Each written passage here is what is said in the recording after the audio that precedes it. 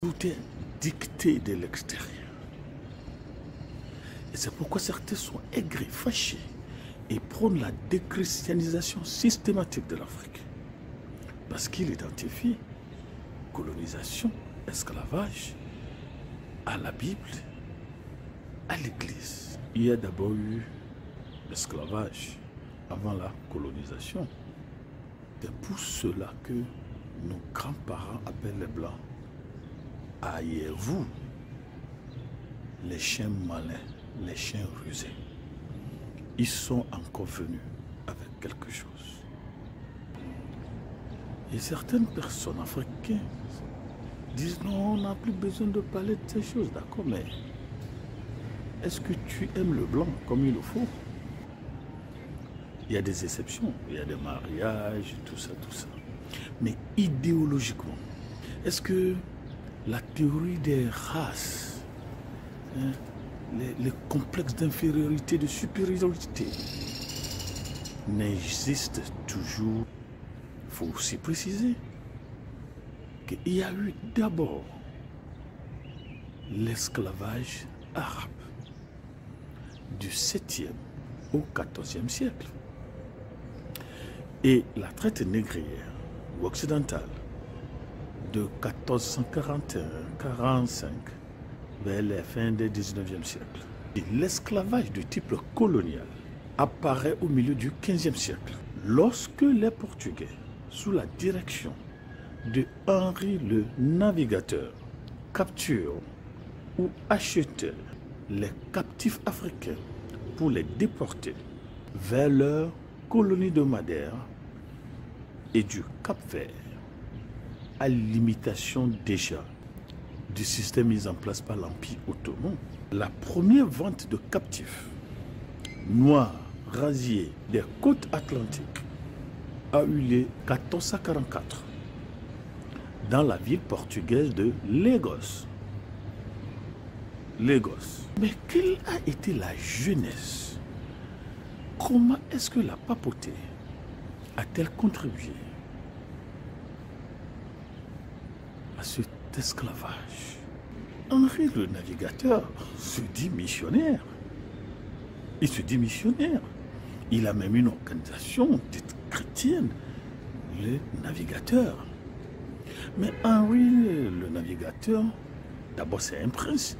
Il faisait partie de ce Military Order of Christ que l'Europe coloniale a mis en place, l'ordre militaire de Christ. Depuis quand est-ce que Christ a demandé à quelqu'un d'aller acheter, tuer, brûler, marginaliser, dépiécer les gens en son...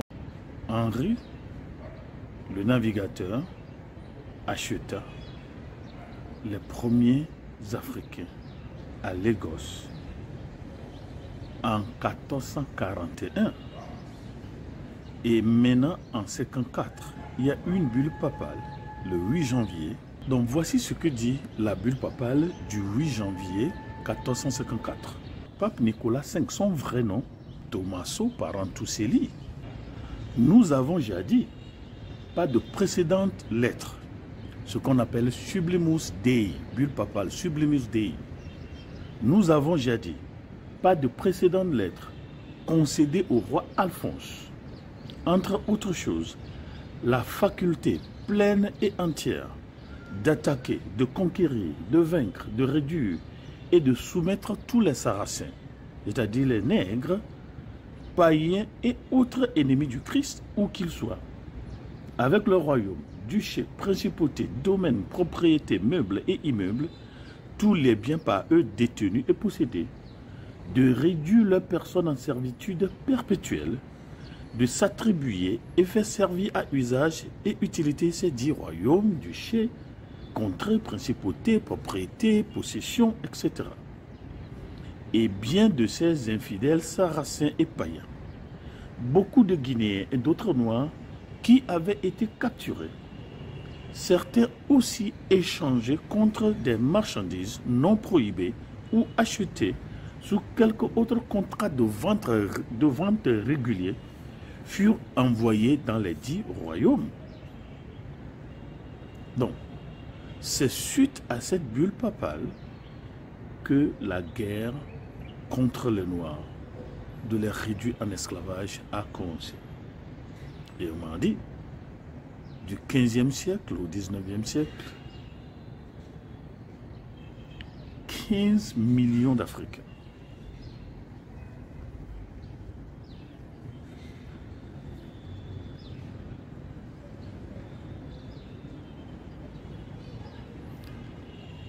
nous étudions Victor Hugo.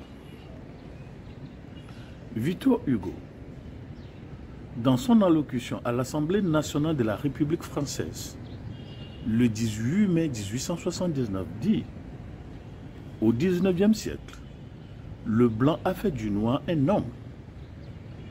Au 20e siècle, l'Europe fera de l'Afrique un monde, refaire une Afrique nouvelle, rendre la vieille Afrique maniable à la civilisation. Tel est le problème. L'Europe le résoudra. Allez, peuple, emparez-vous de cette terre. Prenez-la. À qui? À personne. Prenez cette terre à Dieu. Dieu donne la terre aux hommes. Dieu offre l'Afrique à l'Europe. Prenez-la.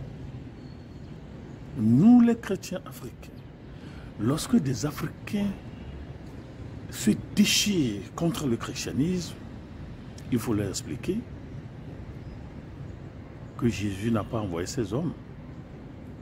Ils sont des mercenaires qui ne veulent pas passer par la porte, mais outre la clôture. Ils ne sont pas dans le royaume. Ils vont empêcher d'autres personnes à y entrer.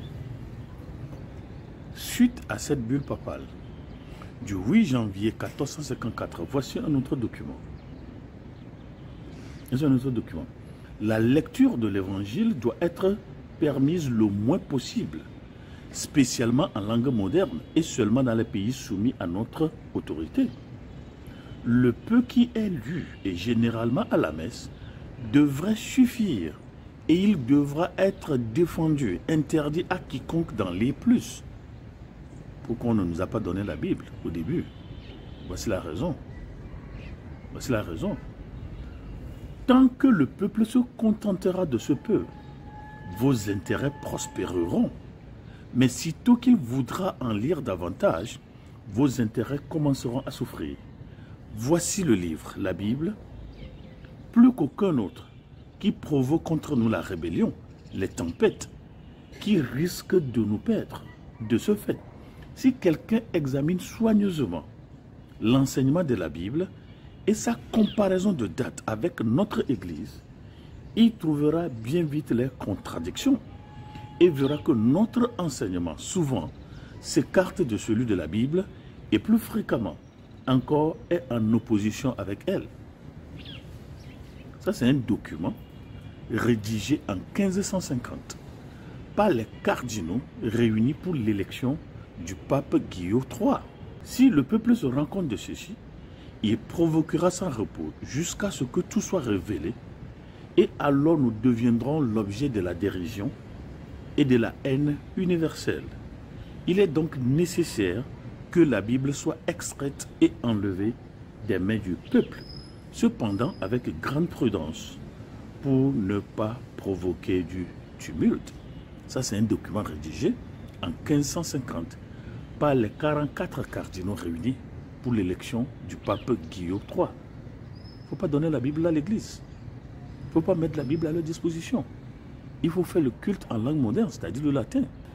C'est pour ça que Simon Kibangu a dit « Continuez à lire la Bible.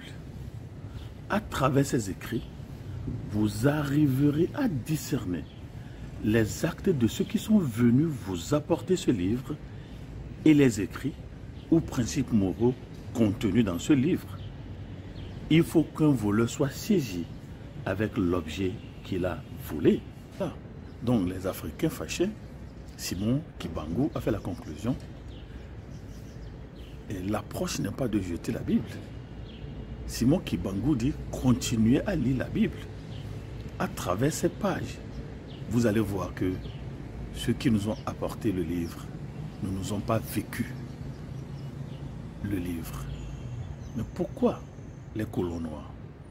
Pourquoi certains leaders africains sont comme ces blancs mercenaires, tortionnaires, faux missionnaires évangéliques et qui ont fait de leur pays ce que Isaïe appelle un bougeoir dans lequel la viande qui est cuite est celle des citoyens. À vous de répondre. Mais Simon Kibangou dit, on ne peut pas jeter la Bible à cause de la colonisation. C'est la Bible d'ailleurs qui nous prouve que la colonisation est une construction européenne. C'est une construction économique et vient de Satan. Continuez à lire la Bible. Dit en instance Simon Kibangou. Vous allez comprendre.